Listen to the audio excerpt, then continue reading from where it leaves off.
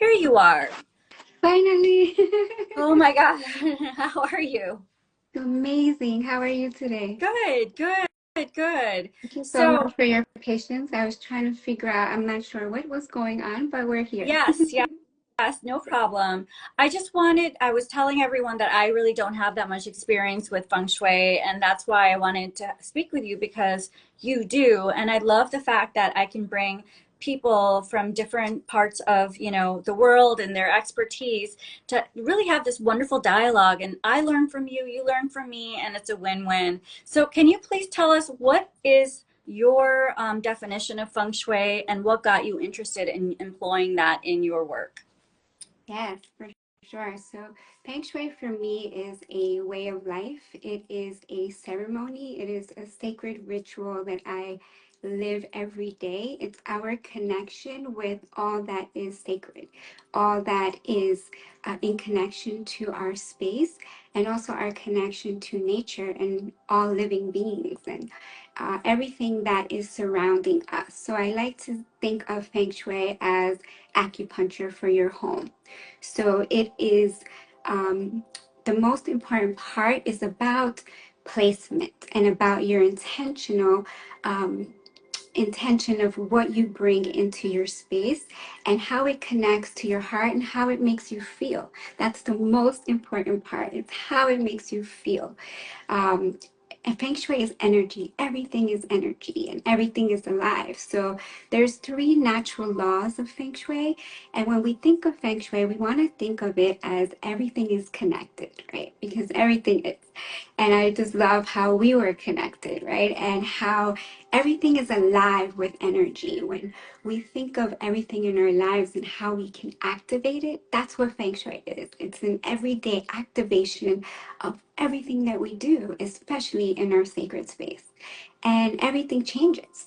So we don't want to have the same items forever, right? We want to be able to change because as we change our internal space, so does our exterior space, our home, and all of the world. So we're in a huge transition right now as a collective, and it's very important that your home feels safe and that it feels um, in connection to the energy you want to hold and the energy you want to feel. I love that. And I love the way you said acupuncture for your home because then I'm like, ooh, meridians, meridians, let's talk. So what would be a meridian for your home? How would you divide the home in terms of that energetic meridian? So each room has different activations. You know, when you think of your entrance, your kitchen, your bathrooms, your bedrooms, so many different activations you can do in your space. And today we talked about how to share a few tips in the home of how to activate it. So we're right now in the middle of fall, and in fall, you want to explore the fall colors. So red is the most auspicious color in Feng Shui.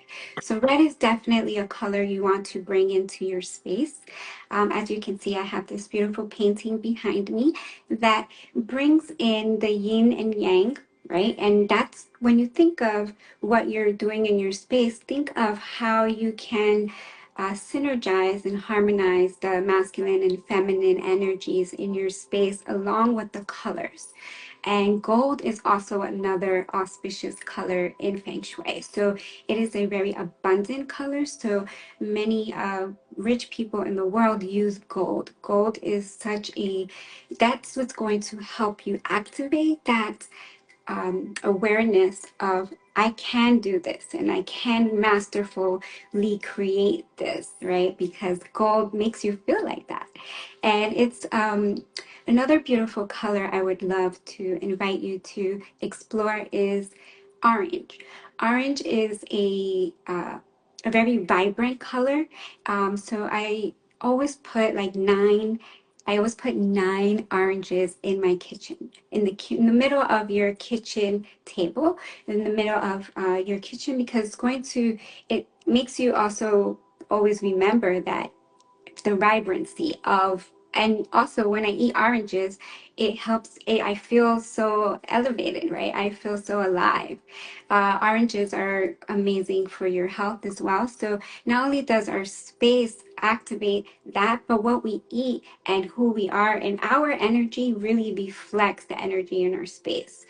Um, Also, another activation I love to do, and I just did last night at the event I did. So, thank you for all the beautiful women who came and had Hocus Pocus readings. I had 9 activation candles, red activation candles around my sound bowl. And each woman who came and sat down with us, they were able to really feel that fire within their heart. So these colors are very important when you're coming into your space. Also, pumpkin right now. Pumpkin spice everything, right? Yeah, yeah, When yeah. you think of fall, you think of pumpkin, and I love pumpkin spice. So I have a tea that I love with pumpkin spice, and also baking pumpkin seeds and putting salt and cinnamon on them and eating them. They're very abundant. So even having a pumpkin in the middle of your kitchen also brings abundance during this I time. love that. And someone in the chat said, josielove.com said, is the color peach okay? It's a derivative of Yes, orange. absolutely. So that's actually the color of the year this year is peach. So I would absolutely say add all the peach. Yeah, next year we're moving into a year of the snakes. I have my snake earrings Oh on. my God, are you kidding me? Oh, I love that. We're so That's great. connected. That's That's so amazing. hilarious. So Of course, that wasn't planned, you guys. We did not coordinate this whatsoever. love that so much. So the Year of the Snake is bringing us a lot of community work. The only way we're going to move forward as a humanity is to work together. So I love that we're collaborating right now. It's all about our communities and our being able to work together cohesively to so we can build the new earth, right? I believe I am here to build a new earth, and together I can't do this by myself. We could do so little by ourselves, but we can do so much together. And I'm all about collaboration and how we can help each other activate all these energies not only within our home but into the world, so that it's a reflective of all of us. I love that. Yes, indeed, it's a community, and frankly, life is boring by yourself. We need each other, and it's like, we're bouncing off ideas, and this is what I was saying earlier. Um, it's all about being able to have that dialogue and to learn from one another. And you don't know until you're speaking what else there is. Mhm. And why be stagnant? Why just, isolate? And by the way, I want to ask you, Ashley, what is the significance of nine? Because you mentioned nine several times. What does that number symbolize? So 9 means long lasting. 9 means transformation. So in Feng Shui, we used 9 in many different aspects and ways. And when you think of the way that I design and when I do my Feng Shui consultations, is based on the Bagua map. And the Bagua map has 9 different areas and sections of your home that are very important in your activations and when you're placing them. So in my consultations, I actually go through the birth charts of my clients, and we go through their colors that are associated with their birth charts. We go through each different room, and I come in and I declutter the whole home. So decluttering is one of the first aspects before you can fully have a home that the chi and the energy is flowing so beautifully, because I walk into so many homes as a real estate agent and designer that feel so cluttered. Like it just feels like you feel that it feels heavy. Mhm. And also it's also balancing all of the elements in the home is very important. When we think of feng shui, we think of earth, water, and fire, wood, and metal. So these aspects of the elements are really important. Some homes I go into feel so cold because they have so much metal. It's all this silver and gold, and there's not a single plant there. So it's how do we synergize all of these energies in our spaces? It's really important. I love that because that's nature. Nature is a balance of all of those elements, right? And I think our home should reflect exactly that balance that nature has done for millions of years, long before we were around. It's been working pretty well, and Yeah, so this is an it, ancient practice. This is not a new modernized practice. This has been happening for generations. And, for me, it started when I was 16 years old with a jade crystal that every time I had it around, something good would happen. And I was like, oh, I want to know what that is. And I started looking more into what Feng Shui was. And, until maybe recently, like the last 5 years when I decided that I wanted to do interior design and real estate. I didn't want to just be another real estate agent. I wanted to stay true to who I am, and everything that I do is connected to energy, and Feng Shui was something that it was an everyday practice for me. And I said, how can I incorporate it into people's homes? And that's when I decided to add it into my design. So it's really the foundation of my design as well as biophilic design with bringing nature. So the cohesiveness of both of them have really, the flow of the energy has just moved and shifted, and now it all just works. And I don't have to work for it. And it's really beautiful because my clients love the work that I do, and they recommend me to other people. So that is the greatest gift that I can receive through sharing what I love to yeah, it, help it's people. it's flowing from the screen actually, Ashley. I'm feeling so good just talking with you. I'm like, she's got great energy. Oh my God. I'm like, this is we I need to have my chart read. I'm like, what's my color? Yeah, because I Yes, haven't I would explored. love to share with you. You come to New York and see your home, and we can explore all the things. Oh my gosh. And by the way, you guys, Ashley and I also have like a fashion kind of connection, don't we? Do you want to speak to that a little bit? Yeah, so I was in fashion for 10 years. I was a fashion stylist and a fashion editor. And the layouts that I used to do for the magazine are the same layouts I'm now doing in homes. And it's literally the same colors, fabrics, and it's so beautiful to explore. And when I think about some of the top designers are also furniture designers and are also interior designers. So how they're all intercorrelated and how I just love all of it. Literally, it's a natural gift that I have received. And when I started to learn more, I've done a lot of my research and a lot of my practices with the London School of Feng Shui and the Mindful School of Design of how to incorporate all of these. And when I think about my fashion experience, I still love fashion, and of course, I still love to dress up. It's who I am, and it's just what I love to do is for myself. But the industry itself, I felt I was being called for something more. So I had to step out of it. I had a really bad experiences that happened, and I decided I wanted to move into other things. I had some health things that happened that led me to my spiritual journey, and my spiritual journey has been so sacred to me to understand my purpose and to understand my deeper calling in this world, and how I can we have to honor where we were and all parts of our journey to get to where we are today, because it all is connected and it all matters and it all brings you to the place you are in today. I love that. I love that. And frankly, fashion hasn't given up on you. I mean, it's always a part of who you are. It's a part of your identity.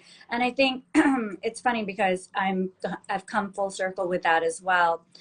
I love the fact that you're so multifaceted and you're bringing all these elements together for practical purposes for today, for people to take home tips.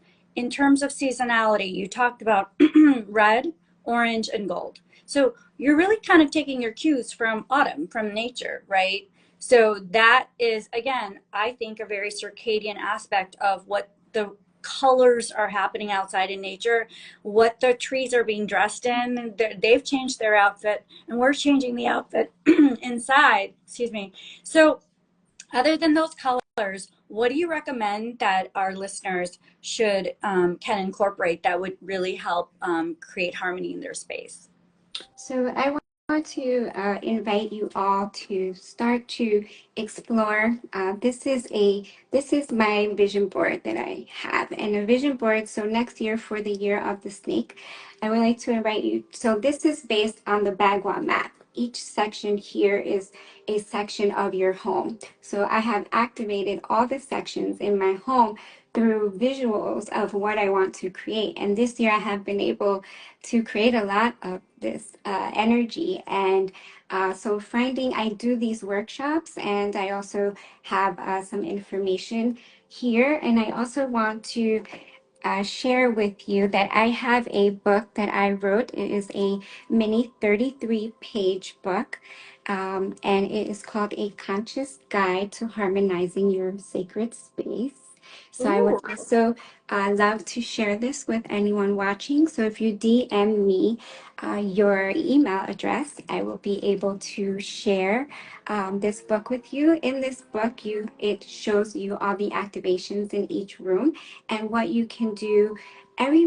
So design is a very individualized aspect of who you are. So it's different for every single client and every different home that I go based on how it feels. right. So not everything is going to work for you. So do what calls you. Do what you feel comfortable with and what your home is calling for. Because also based on the location of your home and based on where you are in your own journey, your space is going to change. So I just moved last year, and I completely renovated and completely redesigned my space because I'm in a different place. So each year, as you're changing your within your home, let your home reflect that energy also. I love that. Your home is your mirror, right? Mhm. Yes. Mhm. Yeah, yeah. Amazing, amazing. And you're where are you located, Ashley? I live in Pompano Beach, but my office is in Boca Raton. My one Sotheby's office is in Boca. So I do work throughout the whole county here, and I've even been to Fort Myers. One of my current Feng Shui design clients. I would love to share this story because it is so magical, and I love her so much. So one of my Feng Shui design clients, I worked with her about 3 years ago, and I designed her room specifically for her to manifest love. And within 6 months, she manifested the love of her life. And now she's pregnant with a baby boy that she's going to have within the next few weeks. And she asked me to design her nursery. And it has been such an exciting project for me to help her. It is a gift to help her design her baby's room. And they are also building a new home, and I'm already helping them with the floor plan of that design. And also, once it's built, we're going to design each of the rooms. So this is a reflection of how Feng Shui works, because the magic is really what we activated, and she activated it within herself. We worked on her loving herself so she can find that partner, and she did. And this is how the energy works.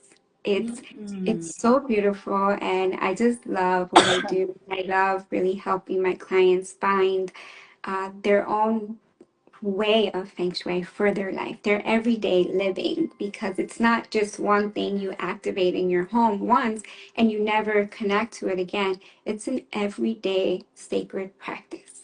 I love that. And I love the fact that it's not also formulaic, right? You're dealing with the energy of that human being versus, oh, here are these principles. Let's just, cookie cutter. North is here, south is here. This needs to go here. Because a lot of people do that. It's like, you need to keep your money in your south area or whatever that is.